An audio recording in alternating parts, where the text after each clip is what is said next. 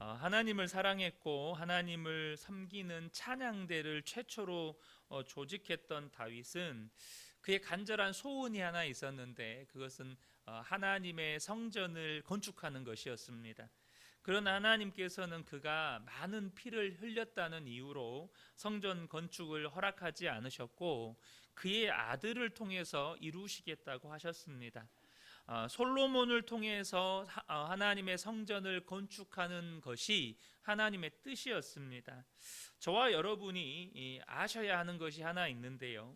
내가 원하는 것이 있고 또 그것을 정말로 간절히 이루고 싶어도 하나님의 뜻을 따라 사는 것이 축복이라는 것입니다. 내가 원하는 무언가를 이루는 것이 축복이 아니라 나를 통해서 하나님의 뜻이 이루어지는 것이 축복이라는 것이죠. 다윗은 성전 건축의 일을 솔로몬에게 맡기신 하나님의 뜻에 순복했습니다. 그 대신에 성전 건축을 이 성전 건축이라고 하는 엄청난 이 건설 이것을 감당할 수 있도록 이 성전 건축을 위해서 자기가 감당해야 할 준비하는 일에 총력을 다 기울였습니다. 그리고 그 준비를 다 마친 그는 백성과 함께 하나님을 송축하고 제사하며 기쁨을 나누었죠.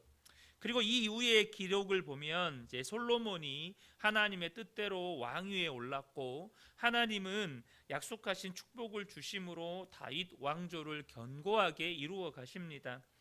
이러한 솔로몬의 왕위로의 즉위는 단순한 정치적인 행사가 아니고 하나님이 선택한 왕의 합법적인 통치를 하나님과 온 이스라엘 백성이 함께 승인하는 과정입니다. 오늘 본문의 시작을 보면 다윗이 백성에게 하나님을 찬양하라고 명령하자 모든 이스라엘 백성이 하나님께 경배하고 또 다윗 왕 앞에 절하는 장면이 기록이 됩니다. 20절을 보겠습니다. 다윗이 온 회중에게 이르되 너희는 너희 하나님 여호와를 송축하라 하매 회중이 그의 조상들의 하나님 여호와를 송축하고 머리를 숙여 여호와와 왕에게 절하고 이렇게 기록이 되어 있어요. 이 장면은 하나님께서 다윗과 그의 후손들을 통해서 이스라엘은 하나님이 다스리시는 하나님의 나라입니다. 그러나 하나님이 왕이 세워지기 전에는 여러분 잘 아시는 것처럼 사사들을 통해서 이스라엘을 통치하셨습니다. 그런데 이스라엘이 왕을 세워달라고 사무엘에게 요청하자 그때부터 왕정이 시작되는데 사사들을 통해서 이스라엘을 다스리시던 것에서 이제는 왕을 통해서 이스라엘을 다스리셨어요. 핵심은 왕은 하나님 손에 들려진 지팡이일 뿐입니다. 여전히 하나님이 다스리시는 것이죠.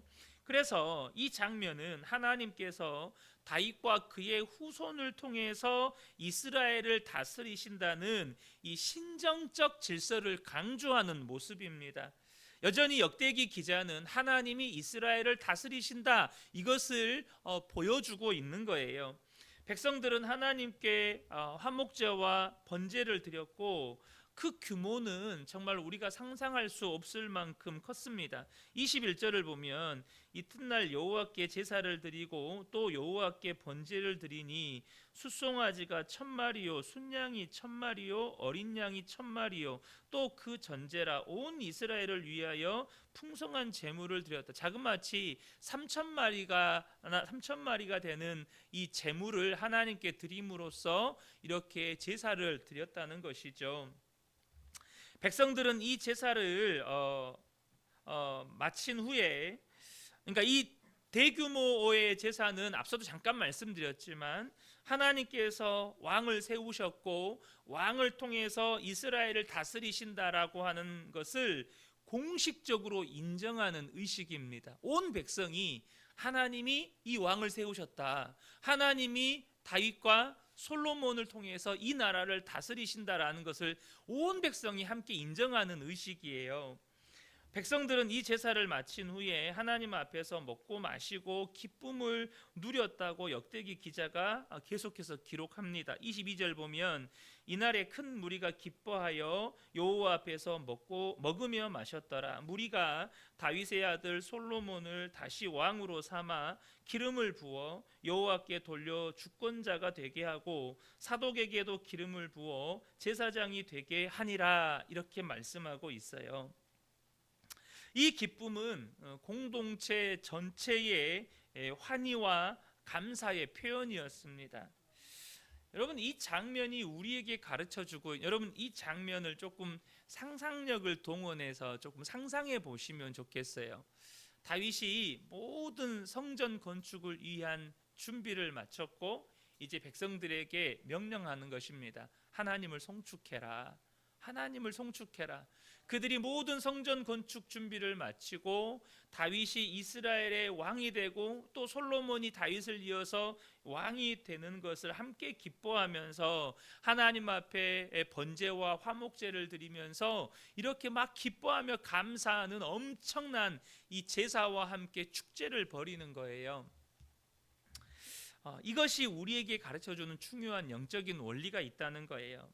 뭐냐면 여러분, 신앙 공동체 교회는 오직 하나님을 중심으로 하나 되고 연합할 때에 참된 기쁨과 축복을 누리게 된다는 거예요. 사랑하는 성도 여러분, 저는 우리 성도님들이 신앙생활이 기뻤으면 좋겠습니다. 특별히 이 그 은혜 교회라고 하는 주님의 몸된 교회를 이 교회의 한 지체가 되어서 우리 성도님들이 신앙생활하는 것이 일평생의 축복이 되었으면 좋겠습니다. 그런데 여러분, 이것이 정말 저와 여러분에게 축복이 되려면 신앙생활이 기쁨이 되고 신앙생활이 즐겁고 또 우리 그 은혜교회를 통해서 저와 여러분이 신앙생활을 할 때 하나님이 주시는 은혜와 복을 누려야 되지 않겠습니까? 그 비결이 뭐냐면 오직 하나님을 중심으로 교회가 하나 되고 연합되어야 한다는 거예요. 성경에서 하나됨을 강조하는 장면을 우리는 너무나도 쉽게 찾아볼 수 있습니다. 그 말은 이 신앙 공동체 교회의 연합이 그렇게 중요하다는 거예요. 에베소서 4장 3절 한 구절만 보면 평안에 매는 줄로 성령이 하나 되게 하신 것을 힘써 지키라. 성령이 우리 안에 하나 되게 역사하시는데 그것을 주님의 몸된 교회의 지체들 성도들이 힘써서 지켜가야 된다는 거예요. 하나됨을 성령님은 하나 되게 역사하세요. 우리는 그 하나됨을 힘써 지켜야 한다는 거예요.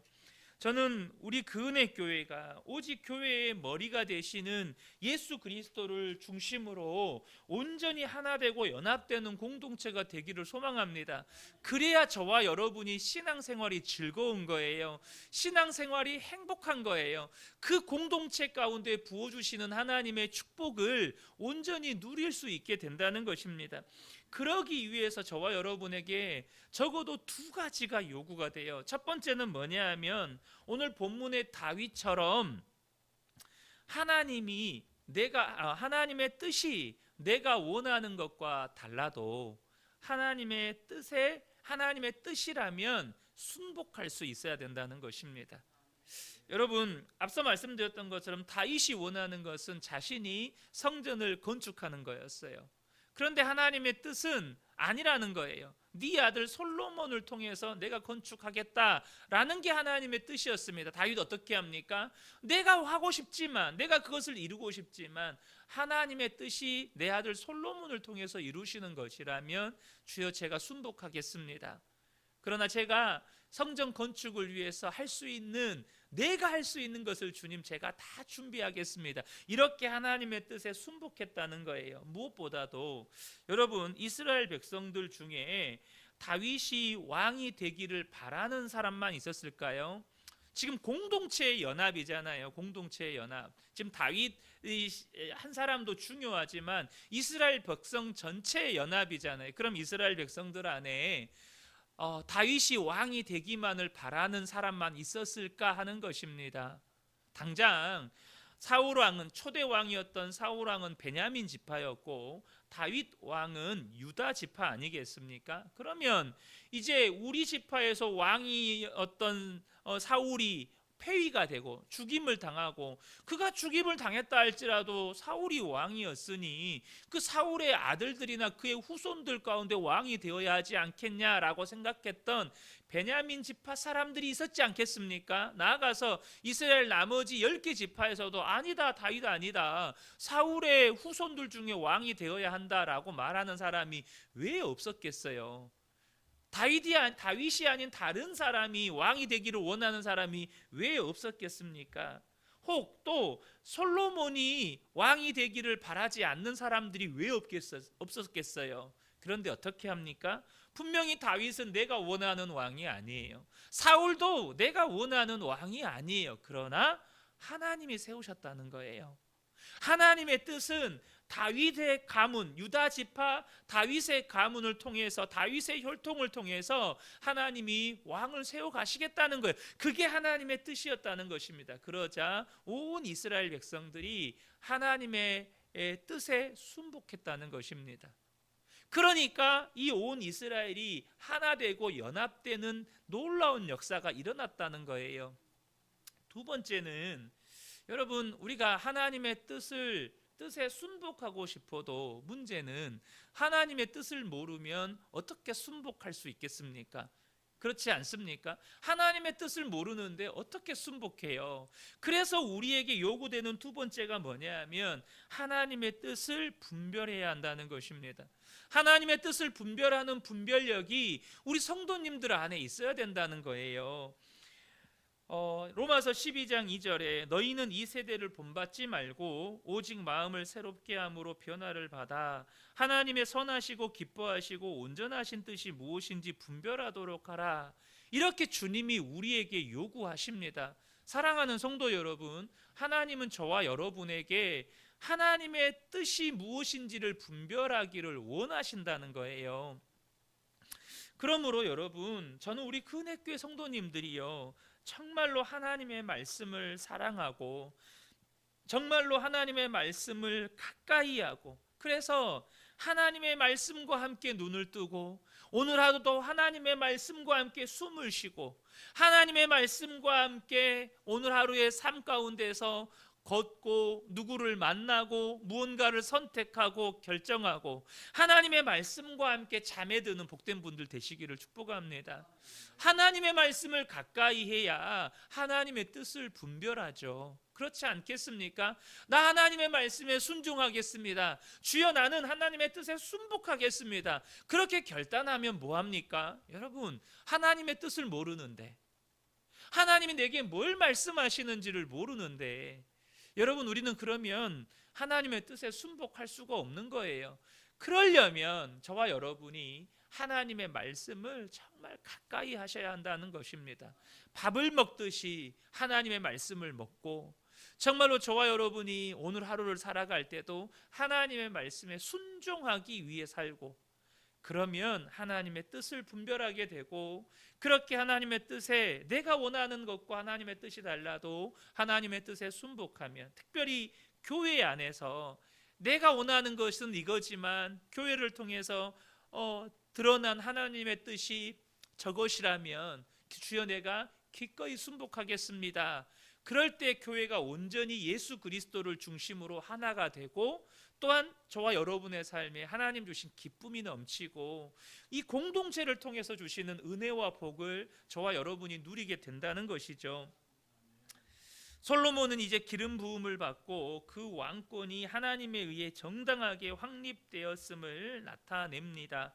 그의 통치는 하나님의 통치를 대리하는 것이었어요. 백성들은 솔로몬에게 순종하고 신하들과 다윗의 아들들까지 그에게 충성을 맹세합니다.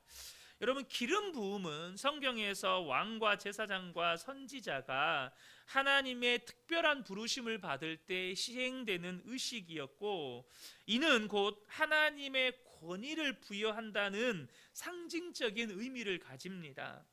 그런데 말 그대로 솔로몬이 왕으로 기름 부음을 받았으니까 하나님이 세우신 왕이다라고 하는 이 이스라엘 나라에서 가장 높은 권위의 자리에 오른 거예요.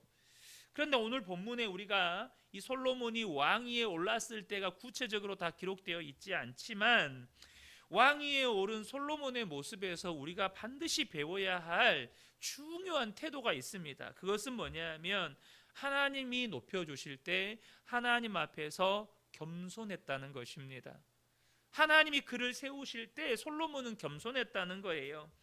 왕위에 오른 솔로몬에게 하나님이 밤에 나타나셔서 그가 구하는 모든 것을 주시겠다고 하셨을 때 솔로몬이 무엇을 구합니까? 지금 솔로몬이요, 백지수표를 위임받았습니다.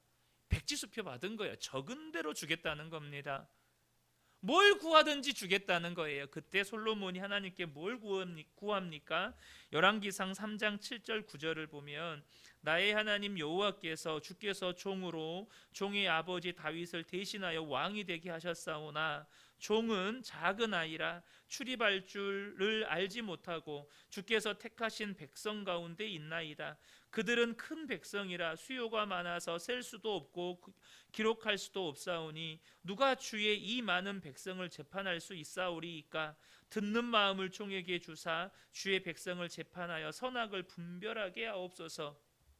솔로몬은 왕이 되었지만 자신이 하나님 앞에서 어떤 존재인지를 분명하게 알았고 부나 권력을 구하지 않고 겸손하게 자신의 위치에서 백성들을 공의와 정의로 재판할 수 있는 듣는 마음을, 우리가 흔히 지혜라고 말했던 듣는 마음을 구했다는 것입니다.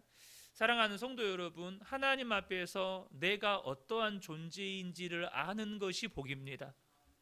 솔로몬이 뭐라고 말합니까? 종은 작은 아이라 출입할 줄을 알지 못합니다. 하나님, 나는 지극히 작고 미약한 존재입니다. 내가 어떻게 이 왕의 직분을 감당할 수가 있겠습니까? 제게 무슨 능력이 있어서 이 백성들을 다스릴 수가 있겠습니까? 하나님, 저를 좀 도와주십시오. 이렇게 겸손하게 자신의 존재를 분명하게 알았고 하나님 앞에 이 백성을 잘 다스릴 수 있도록 듣는 마음을 구했다는 거예요. 하나님, 사랑하는 성도 여러분, 저와 여러분이 하나님 앞에서 이 새벽에 기도할 때도 하나님, 내가 이렇게 작고 연약하고 부족한 존재입니다. 오늘 하루를 살아갈 때도 하나님의 은혜 없이, 하나님의 도움 없이 제가 어떻게 살아갈 수 있겠습니까? 나는 양이니 목자이신 주님께서 나를 인도해 주십시오. 나는 어리석으니 주의 말씀으로 나를 가르쳐 주십시오. 주님, 나는 순종할 줄 모릅니다. 성령님 나를 이끄셔서 하나님의 말씀에 순종할 수 있도록 도와주십시오. 그렇게 마땅히 구해야 할 것을 구한다면 하나님이 어찌 저와 여러분을 이뻐하지 않으실 수 있고 어찌 저와 여러분에게 은혜를 베풀지 않으실 수가 있겠어요? 저와 여러분이 오늘도 이 새벽에도 겸손히 내가 어떠한 존재인지를 알고 하나님 앞에 마땅히 구해야 할 바를 구할 수 있는 복된 분들 되시기를 예수님의 이름으로 축복합니다. 아멘.